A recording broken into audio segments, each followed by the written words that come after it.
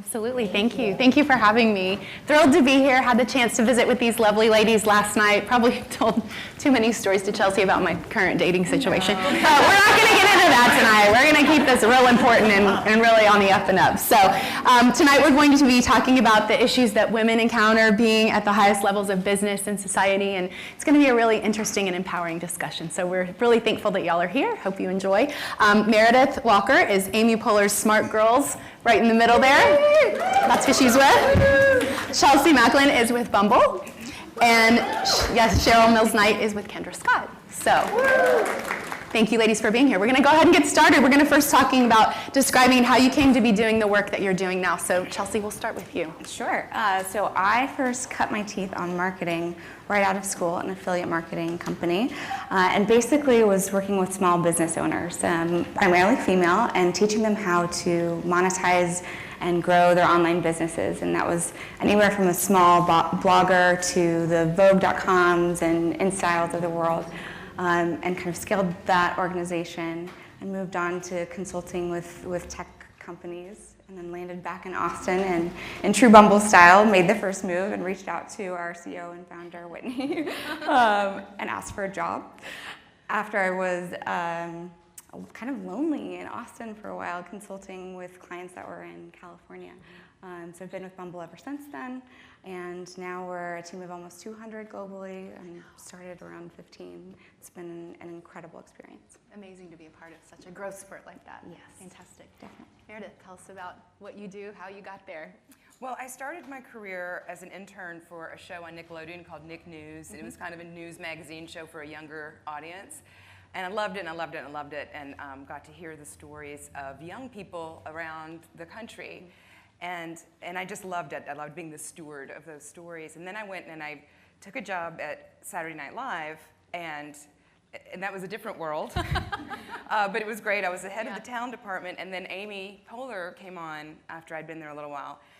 And we became best friends, and we decided after a while, like, what could we do where we're doing something together, but it also wraps up something with hearing stories of younger people and helping them feel heard. And so we just came up with the idea for Amy Poehler Smart Girls, and we've been doing it for 10 years. Fantastic. Cheryl? My story is definitely more eclectic. I have a German language and literature degree from the University of Texas. And I did that because I was following my passion, i.e. I was following the fact that I'd fallen in love with a German boy and I needed to be able to speak with him. So that's why I graduated with that degree. My parents thought I was going to be a teacher. Never the plan. But what I did after that was I followed my passion, and I stumbled into working for not a jewelry design company, wow. Words they're gonna start flowing. Worked for an interior design company and fell in love with fonts and presentation. Honestly, I started out as a front desk job, and I said, I want more, give me more. And within 2.5 years, I was assistant to the president of the company and helping do very high-end homes and doing the presentations for them. I fell in love with graphic design at that time and chose to teach myself. I ended up going on a journey of working for a small company, no longer exists anymore, but paper stationery boutique, and I was doing all of the custom design work for that, fell in love with paper. Again, textures, fonts, anything graphic design. And all along, I was doing jewelry design work. And I got fired from the paper and ink job. Everyone should be fired in their life. It is one of the most humbling experiences of my life. And I gypsied for 2 years after that. And I was slinging jewelry, I was doing graphic design work, I was doing invitations, I painted murals, I was doing all of these things, and at the same time I was connecting to my spirituality. What is my passion? How do I follow my passion? How do I do this life?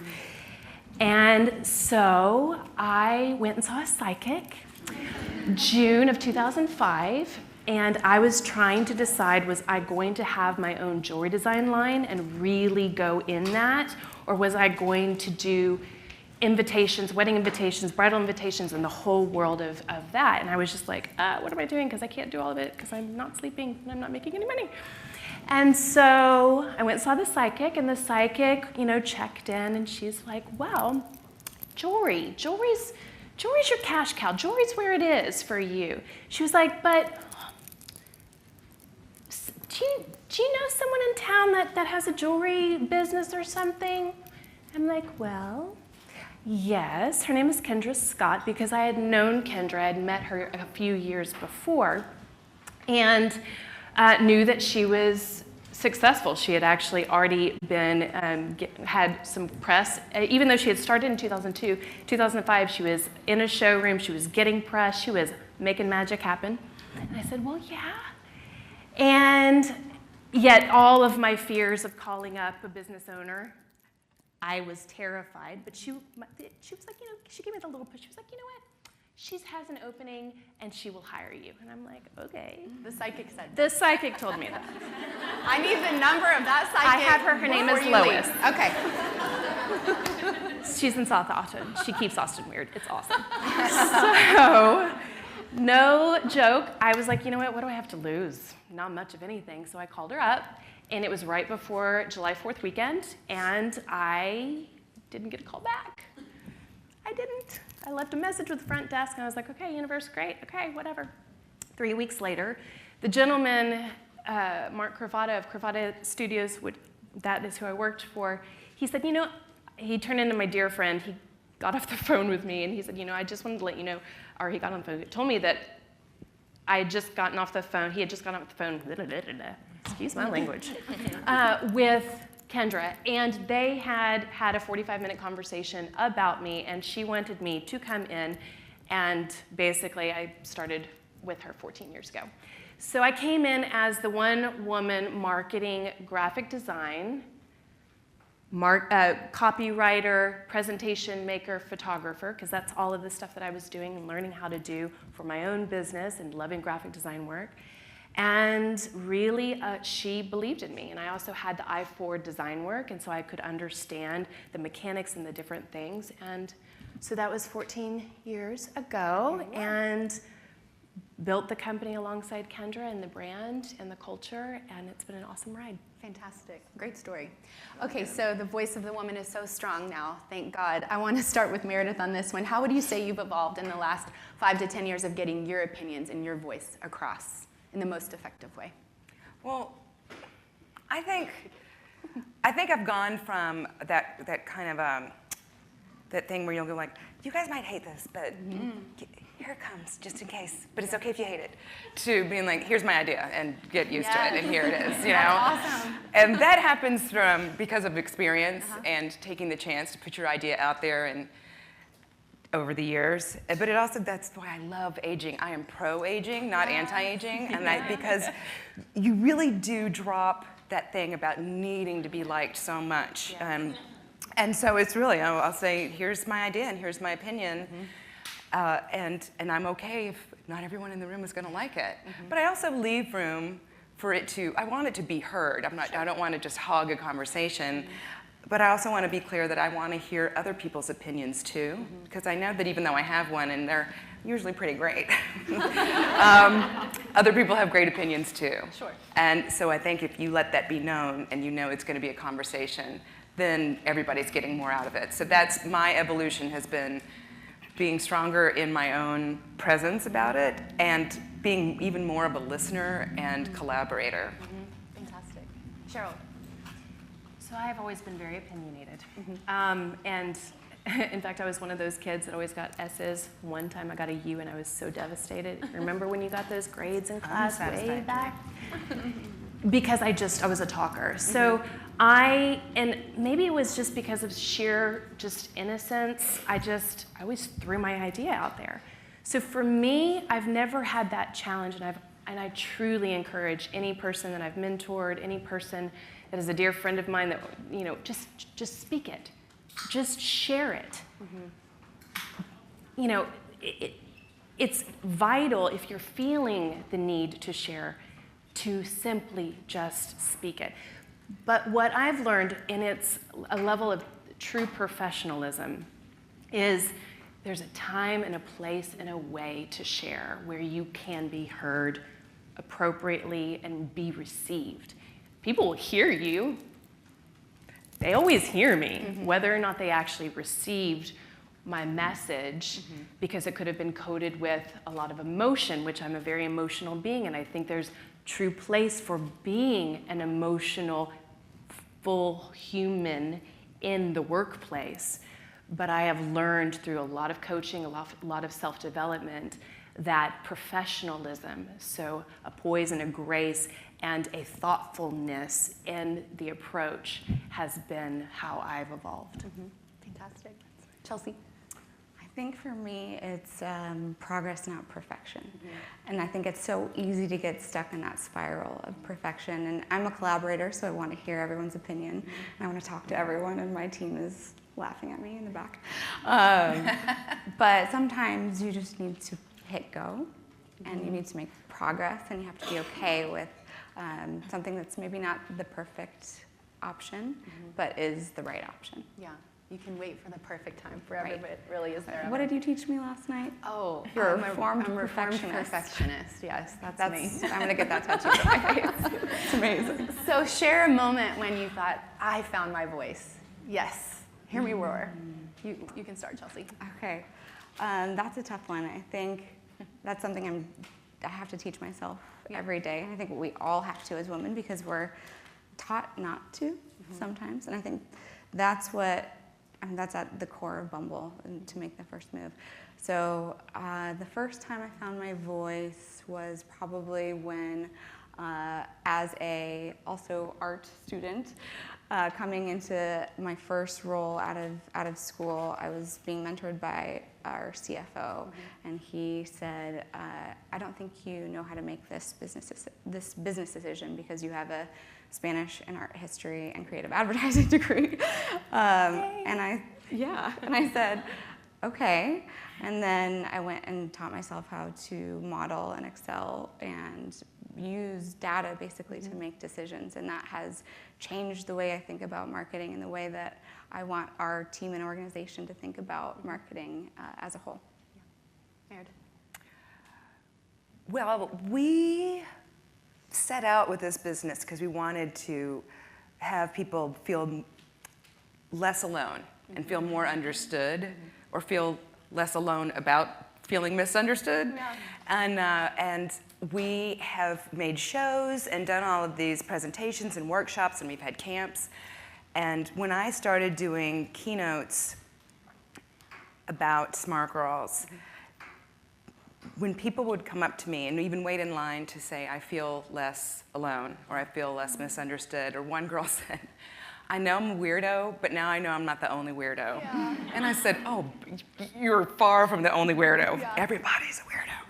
And so when Smart Girls becomes more than a presentation, when it's something that really connects and helps somebody feel those things we were hoping they would feel, that's when I said, okay, this is it. We're sticking with this. That's amazing. Yeah. Show. It was actually my first keynote, and I was terrified. It was about 3 years ago, and I was in front of the American Marketing Association Houston branch, and they wanted to hear the origin story, the brand story, and I mean, Kendra's an exceptional speaker. Yes. She is a vibrant being and very inspirational. And I was like, oh, I'm going to tell her story. Like, instead of her being on stage, which I had supported and helped to craft alongside and help her with all of her speeches, it was my first time to speak on behalf of the brand. And I helped create the brand, right? And the brand language. You'd think that it was easy for me to get up there and talk about it. I was so terrified. And it wasn't the fact that there were 300 people in the room. It was the fact, literally, I hadn't seen what it is that I had contributed. I had never kind of flipped it around and looked at my contribution in a way, I was able to stand back and have a grander perspective, a more overhead perspective. And that's when I'm like, oh, wow, I've helped to do this. And then when that awareness set in, I was like, oh, I can speak about this. And then when I had the line of people afterwards, or the really engaging questions, which hopefully you guys will ask all of us, is that I inspired curiosity with other people. And I was just like, wow, cool. That was fun. That's awesome. So the biggest challenge you faced in your career, how you overcame it, what you learned from it. Meredith. Oh. You're thinking extra hard.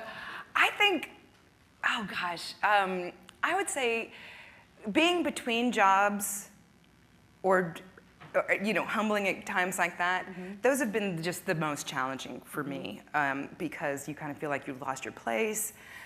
But what I want to say about it is you get through it by spending time, I think, honing who you really are and what really matters to you, and what part of this is mine, what part of being in this place in my life is mine, and what's not. And I think that the reward and the thing I learned the most from it was that I get told, we're all told all the time what success is. This is what it looks like, this is who you're with, this is where you work, this is how much you get paid, this is what you buy. And this, when I've had my feet knocked out from under me, is when I had to redefine it for myself and base it upon who I am and who I want to be in the world. And it was during a really hard time. It was right before Smart Girls, before we had gotten funding and it was really going to happen, and it was just a hard, struggling time. But that's when I realized achievement isn't success and paycheck isn't success. When I'm being who I want to be in the world and aligned with my values and like being pretty kind, unless you're driving in the left lane, snow passing, then I'm not the person I really want to be, so watch out. But I redefined success for like when I'm able to be who I want to be in the world, that's when I'm living a good life. And it doesn't matter all that stuff that of course, that stuff matters, but how much you put on it. And so when I've had a really hard time and been able to think about what really matters to me is the lesson I learned. Yeah, that's awesome. Chelsea. Moment of vulnerability, probably now. Yeah. I have a 5-month-old at home and just re-entered the work world about 2 months ago, and it is so fucking hard. It is so hard. I'm so tired. So tired. But I'm learning to give myself grace, and I think that like the radical prioritization that you have to take in order to get everything you need to get done during the day, talk to all the wonderful people you need to talk to during the day, and still be able to go home and feel good about spending time with your loved ones, forces you to make important changes in the way that you make decisions. And I do not have the answer, and I'm a sponge, and if anyone has advice, please come find me. But it has been a good exercise in empathy too. I find myself being more gracious to both myself and hopefully to my team and to the people that I work with as well. Well, I'll babysit anytime. Her baby's. I'll help you anytime. Cheryl. So with our Kendra Scott's, the business is incredible growth. We have, over the course of the past, honestly, since Lon came in, he's the COO, but really since over the past 9 years, we've been hiring outside of the business. Hire internally and promote internally tremendously, but we have brought in individuals from corporate America in different ways with different expertise. And there was one that came in and became my boss, and she did what bosses do, and they reorganize. And my job, which was at the time heading the marketing department, the creative services department specifically, she chose to change that. I had a 1-year-old at the time, and I had a 1-year-old at the time, and I was already trying to literally figure out work-life balance what? Balance all of these spinning plates, what? I can't, and anyway, it turned into this moment where I was leading a team of 12, and it turned into a team of 2. And I went from being basically creative director of creative services in charge of all things creative and visual and copy and all of it, to brand director. I felt kind of like I was beside myself, to be quite honest. I almost didn't come back to work, and I literally almost quit. And it was really hard for me because I took it personal. I took it so personal. My ego was wrapped up in the glory of being the creative director and leading the team. And yes, at the same time, I had a passion for mentorship, and I loved my team so much. And I'm a visual, and I love getting my hands dirty and everything. I'm in. Mm-hmm. And I felt out. And I did not know what the fuck happened and what to do. I will tell you, it has been a journey, and it has been 3 years of a lot of work. And there are moments where I know exactly why the universe did this, because this woman didn't do it.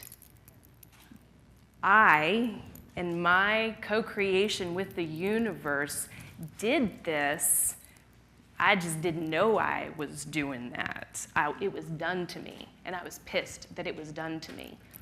And I took it personally. So I have learned a tremendous amount about how life works. Again, I'm going to embrace this whole getting older is a really good thing, because there's a sense of awareness and experience that comes. And it also requires a lot of conscious work. But through the process, I have been able to excel in things because I had time and space to do them that I couldn't do if I was still creative director. I have been stretched in new ways and have the challenge to stretch myself and the space to stretch myself, because I have 2 brilliant individuals that work for me, and I'm able to focus my mentorship even more, which I love one-on-one. I love groups, but the mentorship that you can give to small groups and one-on-one is extraordinary. I appreciate the experience. I hope I have my lovely, basically she's my right and left hand here and been with me for 5 years. So it's an honor to work with individuals like herself and do what it is that I'm doing, which is very broad. And at times I didn't like having a broad scope. I was like, I'm not doing anything. I'm not doing anything from back here. But in retrospect, I was learning new skill sets. Yeah, for sure. You mentioned mentorship. Who are your mentors, Chelsea? This is cliche, but my father, for sure. He always says, he's got a lot of great mantras, and one of them is, if you're in a room where everyone agrees with you, you're in the wrong room. And I really appreciate that. And even when there's, I think because we get wrapped up in maybe the fear of disagreement or conflict, but when that friction happens, it oftentimes creates something much better than we could have come up with ourselves. And yeah, he's the one I pick up the phone and talk to anytime I need anything. That's It's awesome. amazing. Meredith. My mentor is a wonderful person. Everybody needs to know who she is, Linda Ellerby. She was like one of the original women, in journalism and broadcast journalism. And one of my favorite stories about her and why I knew she would be my mentor is she had worked for the Associated Press just as a writer, and she was in the one office, the one branch in the world that had this new word processing thing. And she wrote a letter on it and went to print it up, and she had sent it to everybody ever, anywhere in the Associated Press, and it just talked shit on her boss, and I was like, I love her, my woman. But she was the one. She's a tried and true journalist, and she showed me that you can live an unconventional life, and that's a choice to make, and it's a great one to make if you make it. And she also taught me a lot the hard way about words and being articulate. And I mean, she'd come out, and I worked for her, I should say. She was the one who created Nick News, and she'd come out and be like, who wrote this? Who wrote this? Like, you can't drown to death. It's drown. And I'm like, I'm sorry. So that's not how I teach people at Smart Girls. That's so You know, cool. but That's amazing. but anyway, yeah. So she's my mentor. She's great. Absolutely. Chelsea. I'm sorry, Cheryl. I have not had one mentor. I actually have, I feel like, hired my mentors. So whether it be Lois, the Intuit, or it be the coaches that I've hired or therapists, I feel like for me, the mentorship has been, I need help to understand XYZ that's going on in my life, and I go seek the support. And I've been really grateful to find the right people at the right time, and it's been really nice. But it's been a lot of different people. Yeah, that's fantastic.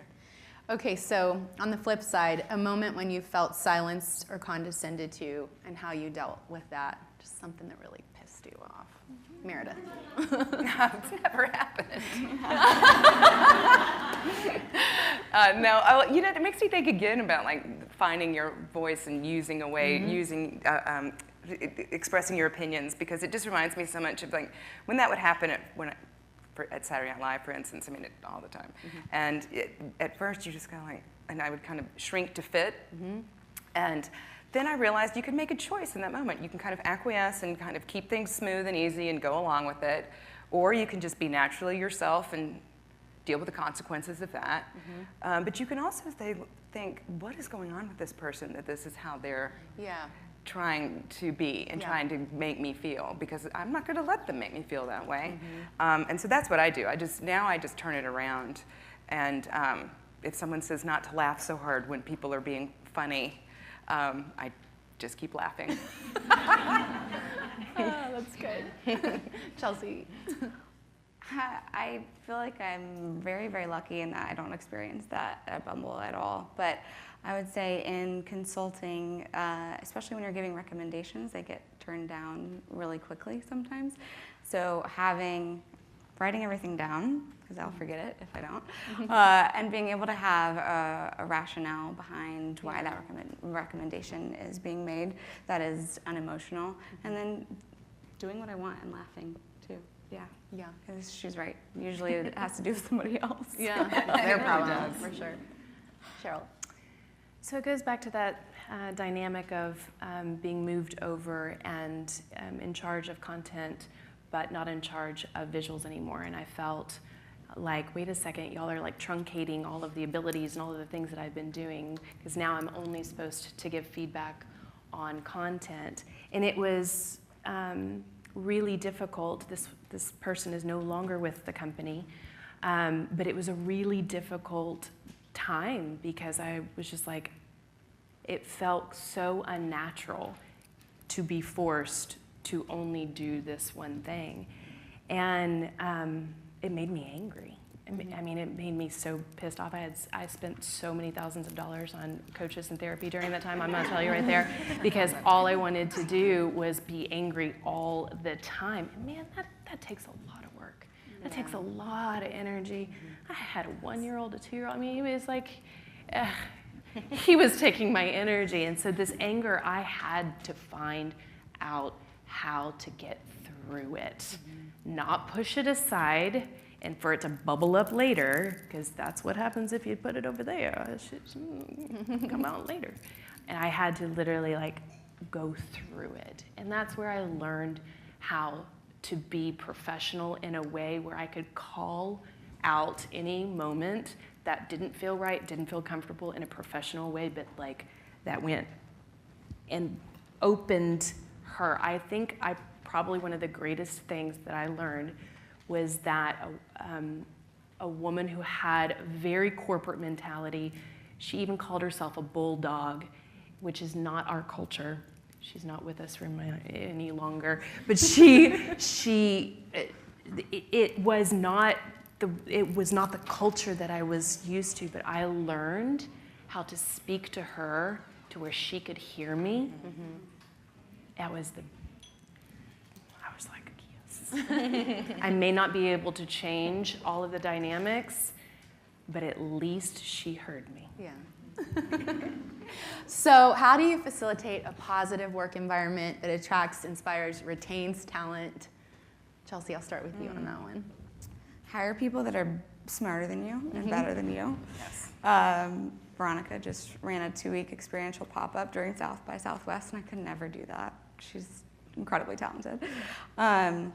And listen aggressively and ask the opinions of folks that don't always speak up, because oftentimes that's where really productive conversation happens. Yeah. Those are great answers. Meredith? What we do is we remember that, yes, we have grown into, we're considered a brand, but first and foremost, we're human beings. And so that's how we run things, and that's how we treat each other and treat people on the team. And yeah, it's the same thing. It's very collaborative, because we know, first of all, we don't know enough about like what our phones can do. Let's face it. You know, we used to fax people, so we're like, we know y'all know more, so tell us how to do things better.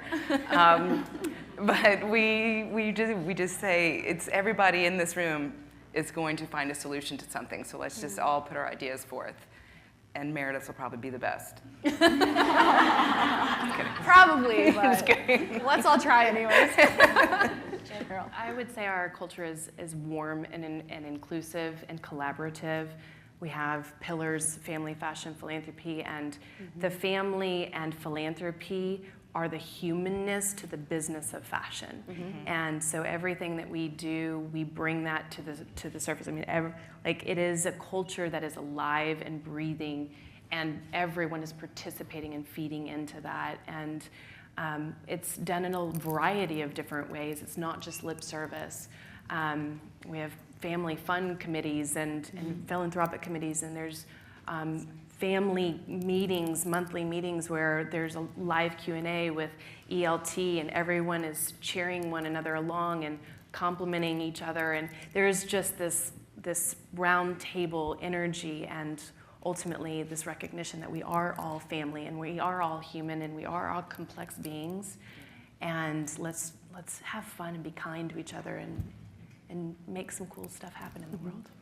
I'll stick with you on this one, Cheryl. Is there anything you do that's uniquely female or unique to you that's contributed to the success of your company and the environment overall that's been created? So we are a female-run, led. 92% out of over 2,000 employees are female, and so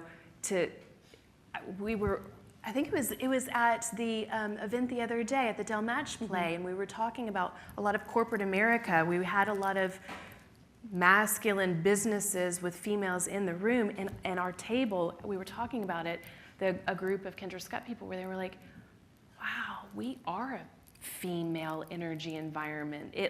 What we do is family oriented. In fact, a lot of the guys that work for us come because they really respect the women in their lives. They have daughters, and they really want to be a part of a business. It's all good. A business that is run and led by women. And I think that concept of, again, the family first, and what does that mean, and keeping those concepts alive and real. They're not just lip service, and it's not just one idea or concept that's being forced and implemented. It's like, what does it mean, and how does that change for a business that had 7 people to 2,000, and how are we in service to our customers, and how do we keep the conversation alive, and how do we keep treating each other kindly? So I feel like I'm really fortunate. It's like the whole culture is round. It has that energy of inclusiveness. Yeah. Meredith? Well, at Smart Girls, I think that what kind of set us apart at the beginning was Amy and I have a similar sense of humor, and we don't hide it, and we use it, and we think it's always better when you can laugh, and the best time to laugh is anytime you can. And but we're also very curious. Both of us are extremely curious, and we're curious about what makes other people tick, and we know that our perspective is limited, and so by showing that, I think that what actually really sets us apart is that set the tone for attracting the people in our community, and it's our community that really has made what we think of as success for Smart Girls, because they are engaged, they participate, and they are friends with each other. They have met just through Smart Girls and go on trips together. And so we think that just from being kind of our goofy selves, but very wise goofy selves, that we kind of set something in motion so that the real success is the community of people. Yeah, sure. Chelsea?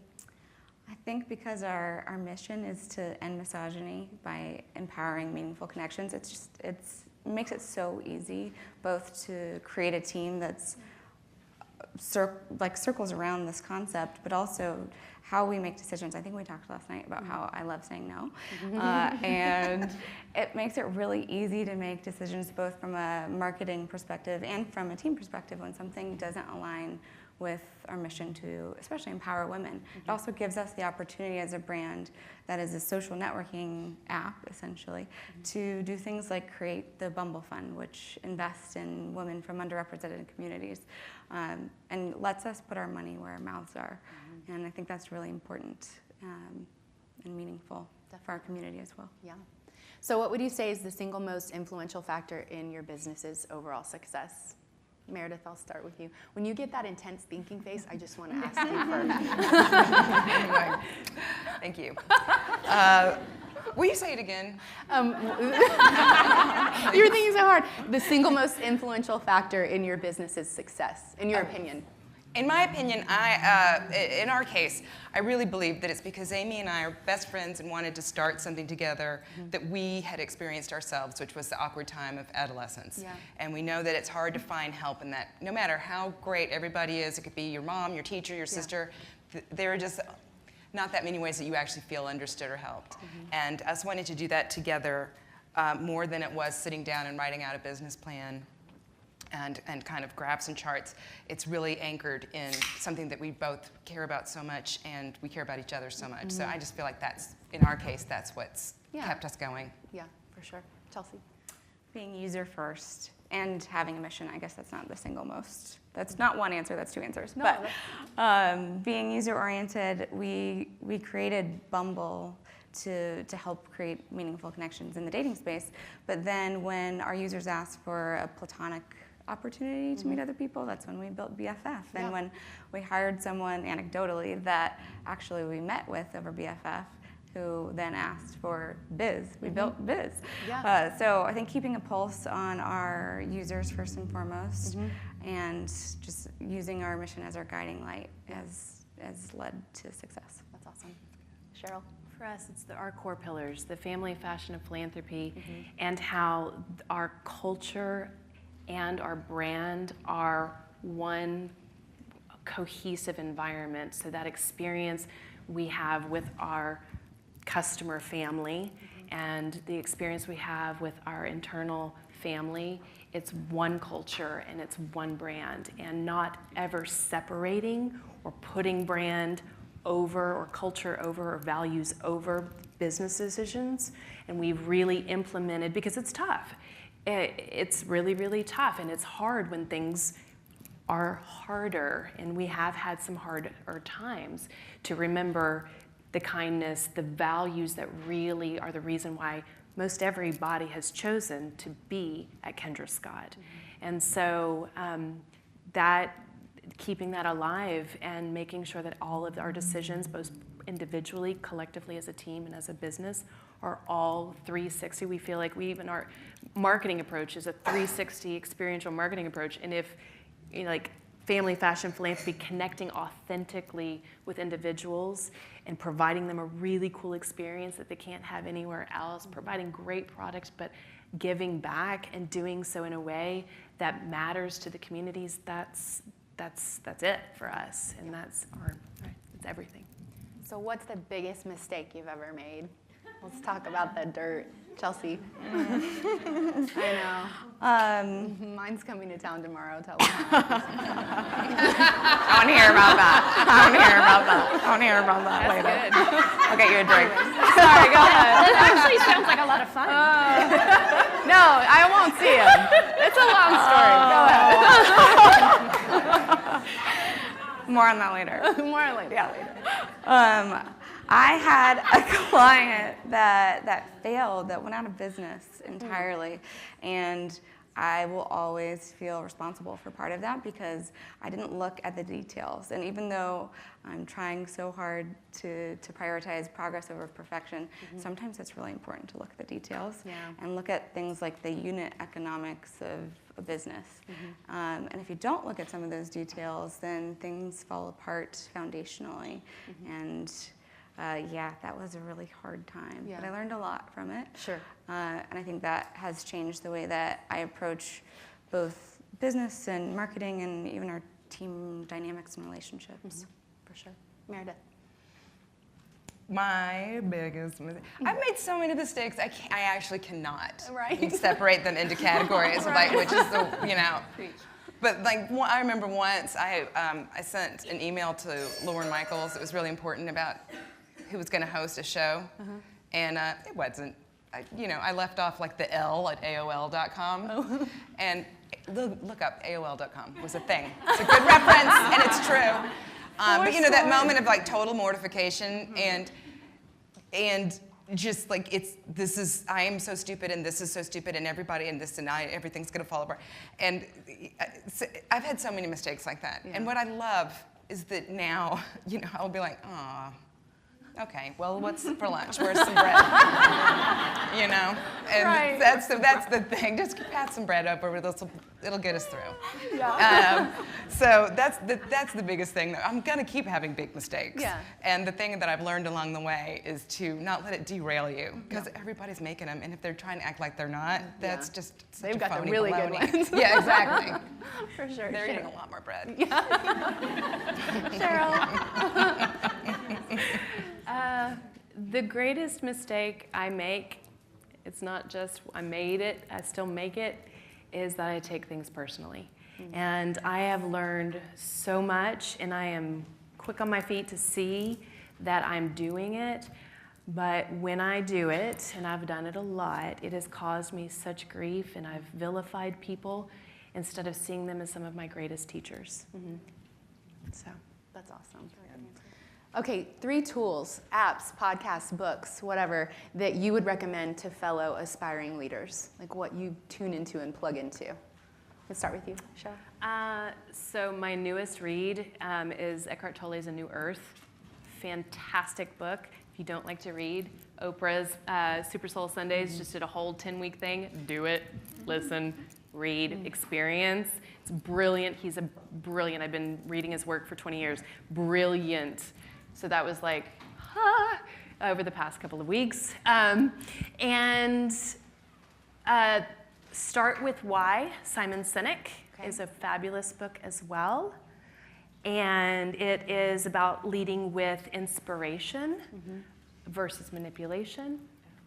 And then one of my favorite books of all times that is just a super treasure is The Alchemist by Paulo Coelho.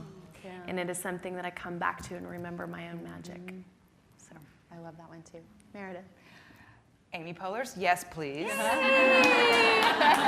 Yes please, yes please, yes please. And the audio version is even cooler because different people read the chapters, so do that favor for yourself. But other than that, I want everybody to please read a newspaper. That's what I say. Facts matter. The press is the guardian of the people. They're our friends. And when you know the truth about stuff, that puts you in a better position to lead. So subscribe to newspapers. The Washington Post is really great. That's all I have to say. Thank you. Chelsea. My favorite app is Bumble. I don't know if you guys have heard of it before. It's not just for dating, it's for friendship finding and networking too. If you need help on your profile, come find me or Veronica or Nassim later. My favorite podcast is Invisibilia. Have you heard of that one before? It's really good. Invisibilia. It's an NPR podcast about the invisible forces that shape society. And it's a sounds really good. Yeah, I love it because it gets me out of the bubble that can sometimes be the continual grind and being around a lot of really passionate, incredible, inspired women that are all focused on the same mission. sometimes we just need outside inspiration, and I love that podcast. I read the Broadsheet every morning. That's a great newsletter. For those of you who haven't heard of it, it's Fortunes, and it's great. Yeah. I'm going to go off script. So certainly you're all tenacious and driven and incredibly intelligent to be where you are. When do you know you need to take like a little break or a little rest? Is that okay? What do you do? What's your guilty pleasure? How do you refuel and recharge a little and get back into it? I'll start with you. I take time off. Taking 2 days off next week. Yeah. Yeah. Okay. I think it's really important to unplug and to be able to, I like to be in nature, go on walks, listen to podcasts. Yeah. And I don't know that we all give ourselves that time, especially as a social networking application. Like, we're always on our phones. We need outside inspiration.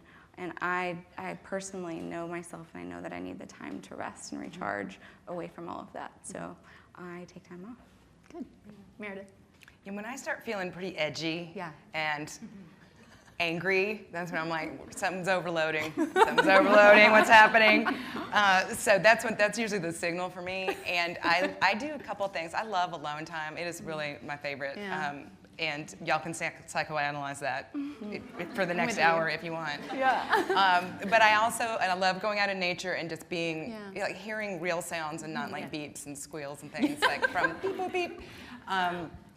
But I also, something that it's harder to make this effort, but I'll go and visit Amy because she is my best friend, and you have to remember to connect with your friends as much as you love alone time, or as much as you love like spending time with your children, or your job is so important.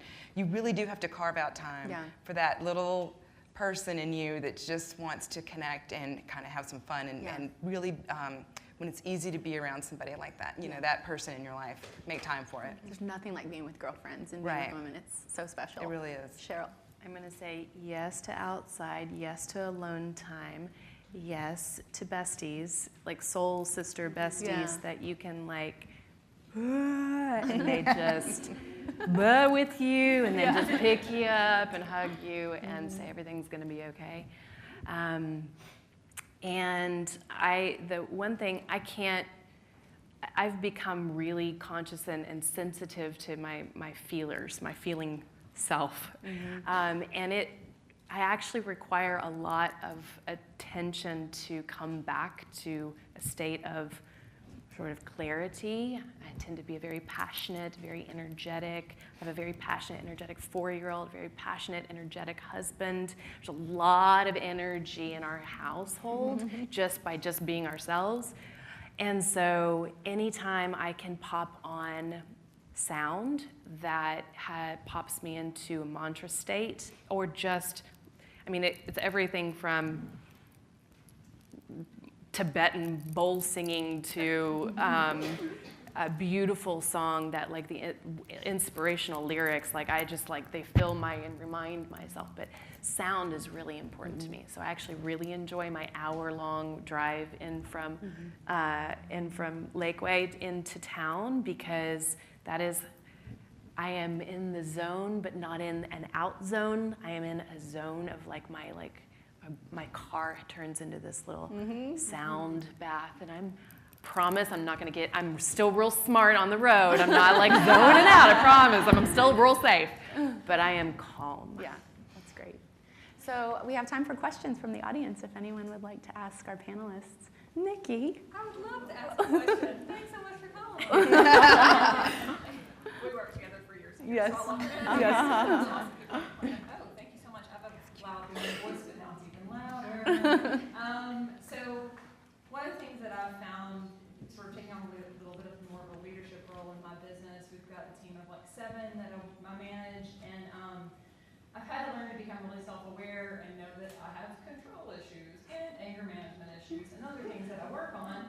But I would like to know, what are the things that you guys are challenged with, or things that you work on? Because it is, like, you have to be really self-aware, because otherwise people will run from you. Well, I'll just tell you, because it came so fast to my brain, and it's the thing that I dislike the most about myself is I can be super passive-aggressive. And the thing is, I'm aware of it, so it's double bad. I just did it, but I'm not going to stop now, And, sorry, train left the station. It does. It's like, they don't even know oh, I'm so mad, and I'm just going to slam this drawer. It's going to be great. No results. Perfect.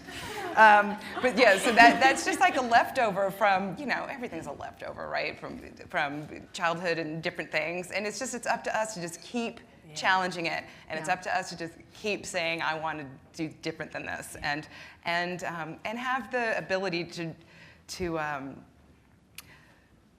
notice it with more of a than a like, there it is again. I'm not growing. Let's forget it. I'm gonna quit. Let's shut it all down.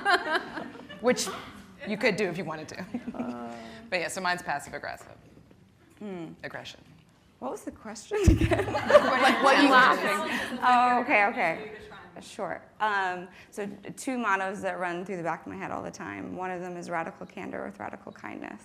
And I think when you're moving so quickly and when you're managing lots of people, it's really easy to, be brusque, or I'm also very passive aggressive and can be.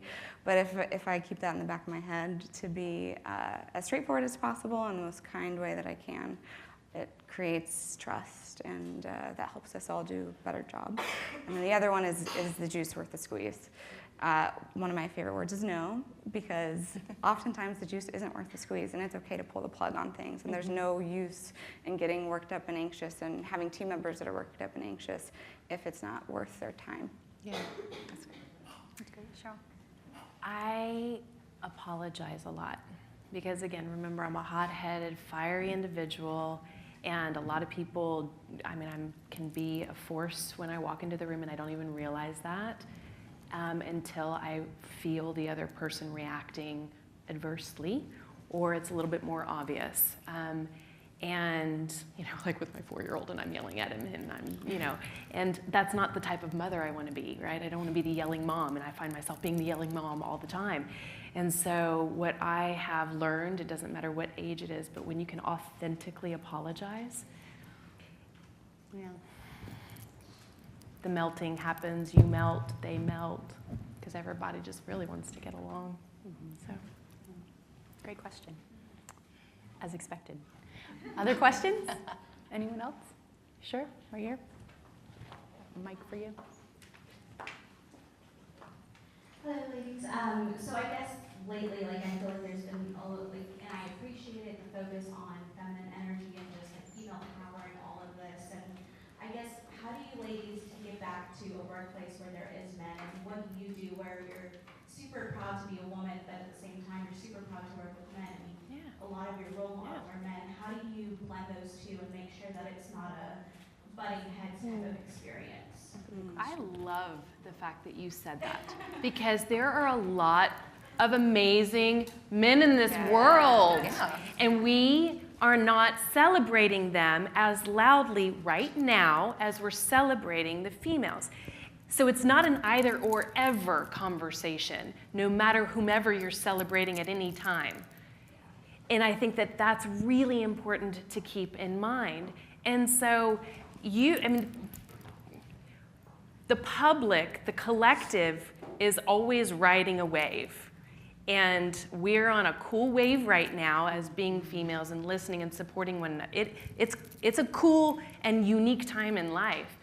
But when it comes to you as an individual, you celebrate all of the individuals that are in your life, no matter their gender, race, or anything. You celebrate them, period, exclamation point, and be happy that you're surrounded by quality individuals that you love, no matter what gender, no matter what race. And that comes back to you acknowledging and celebrating those around you. Did y'all want to pipe in or no? Not sure. Okay. I'm good with that. At Bumble, we very, very firmly believe that feminism shouldn't be a vehicle for alienation. It should be a vehicle for inclusion. And so in order to do that, we have to actively seek out other opinions. And oftentimes that means actively seeking out male opinions about whether it's a new marketing campaign or a creative concept that we want to lean into. It's important to hear all voices, and especially men's voices as well. So we try to do that on an ongoing basis. Another question? I saw you raise your hand. Yeah. One question that I get a lot, since I'm early on in my career, and you guys have, reached these awesome levels of leadership, is where do you want your career to go and what path do you want it to go on? And, it's always like, what do you want to do in 10 years? And I hate that question because I'm a type of person that likes to grow and learn. So how do you handle, thinking about your career path and your career growth now and even before? Do the job that you want to do. Just do it. Take the projects that are inspiring and interesting to you and raise your hand and do them as best you can. And even if you fail, you'll learn how to be better at that. And that's what I've always done. Yeah, I think just keep checking in with yourself. Keep making sure, like, is this what I want to be doing, or did someone in my family want me to be doing this, or did someone, make me think this was what I want to be doing? And keep checking out the parts that you like the most, like what actually makes you feel satisfied, and just keep moving in that direction.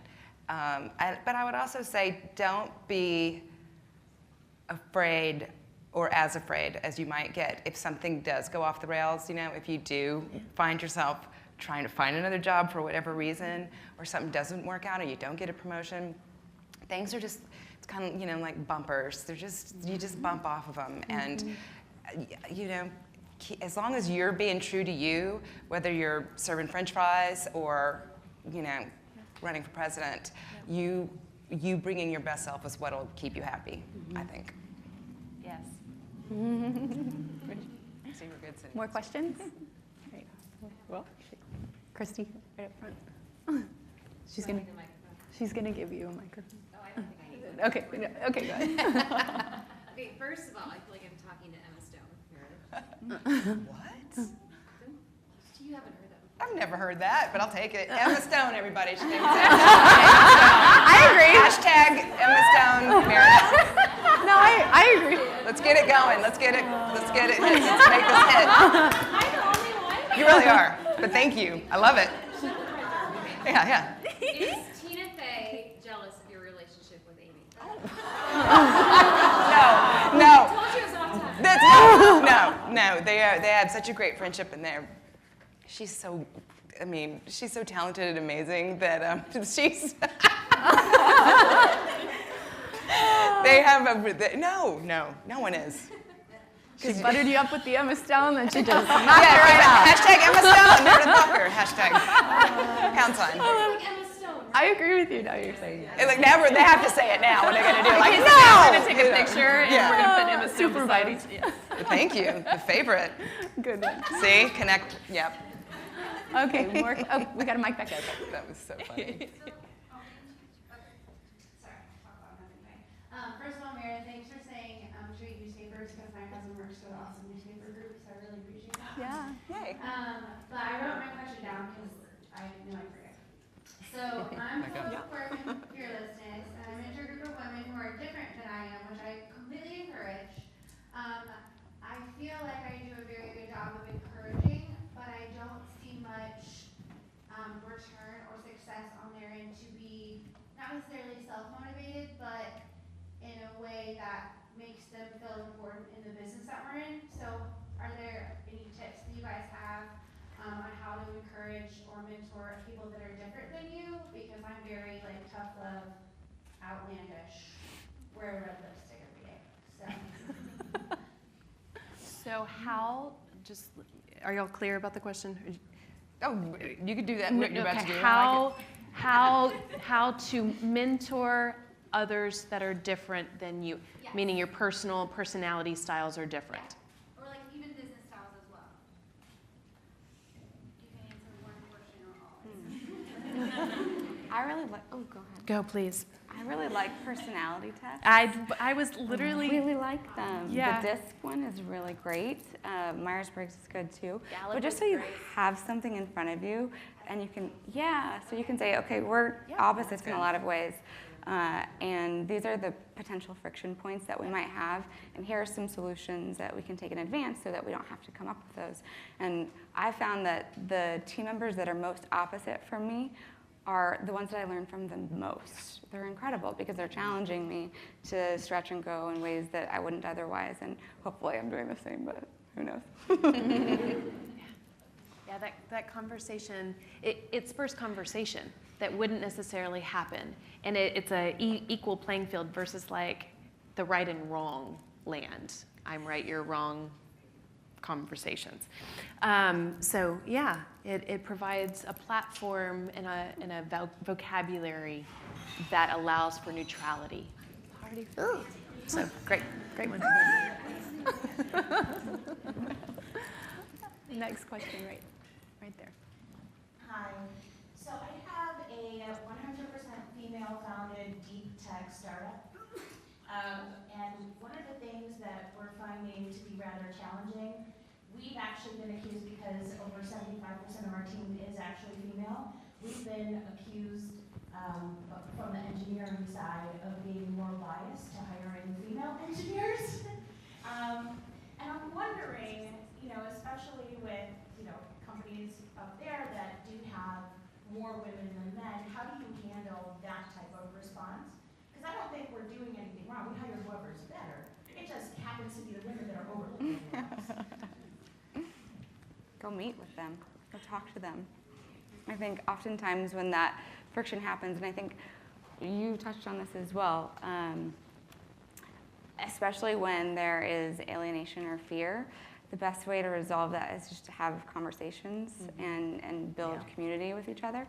So I can't think of a specific example for you, but I think that just having the conversation with the individuals that are maybe causing friction for you might create new opportunity. And it could be to a good checkpoint. I mean, if there's somebody saying it that you couldn't go and talk to, and it's media or somebody saying it, but you can't really address it, it then turns into a good checkpoint. Well, am I hiring the best, or am I choosing female? We do unconscious bias is a real thing too. So it allows you to, it provides you the opportunity for more awareness and self-reflection and awareness. And when you are confident that you are choosing the best person, then be confident that you chose the best person. Probably have time for one or two more. Yep, right here. Hi, y'all have shared really great experiences in terms of, your personal endeavors and also the leadership you've shown at your company. Can you guys share, as we talk about women progressing in leadership, can you talk about some of the ways in your particular companies or with the companies you've been in prior, how you've supported women of color and that diversity initiatives as a way to share like best practices that we can all consider to help promote everyone? I can start. I think it's important to empower, especially women from marginalized communities, empower them to create the program that they want to see, or create the marketing that they want to see. We just launched our African American women targeted marketing with a woman of color in our organization, and she built the most incredible Black History Month campaign I could have ever imagined. And empowering her to do that, even though she's one of the most junior team members, and create impact, and also create new community for us to actually go into and build relationships with, has been incredibly rewarding, both for her and for the organization. And I think giving people the opportunity to shine and to develop the business and bring it forward is the best path forward. And for us, we have a really teeny tiny staff. But what we like to do, as Amy says, is we just keep passing the mic. And so we have a lot of friends that we met, because we did a lot of work with the Obama administration for girls and women and gender equity, and also for diversity in schools and all kinds of things. And so we met a lot of people from the Office for People with Disabilities. And God, I can't even remember. I mean, there's also like a lot of science departments and stuff. And so they'll oftentimes let us know about people who have a story to tell. And we're all about just giving the platform over to people who deserve a chance to be heard or need a chance to be heard.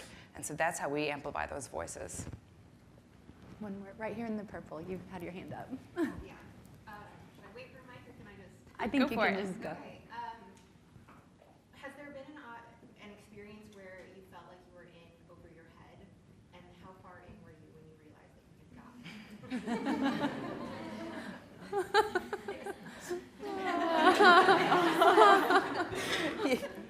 Well, the concept of being in over your head is, and then waking up to it, I mean, that happens a lot in life, right? You're in a situation that maybe you weren't paying attention to. It could be a bad boyfriend situation, or it could be a bad work situation or something, and you may not have just addressed it. You've just been like, oh, that's going to be okay. It'll be okay. It'll work itself out. It'll work itself out. And then it just builds and builds and builds until you realize it cannot continue any longer. So some sort of internal or external something, awareness happens to say no more.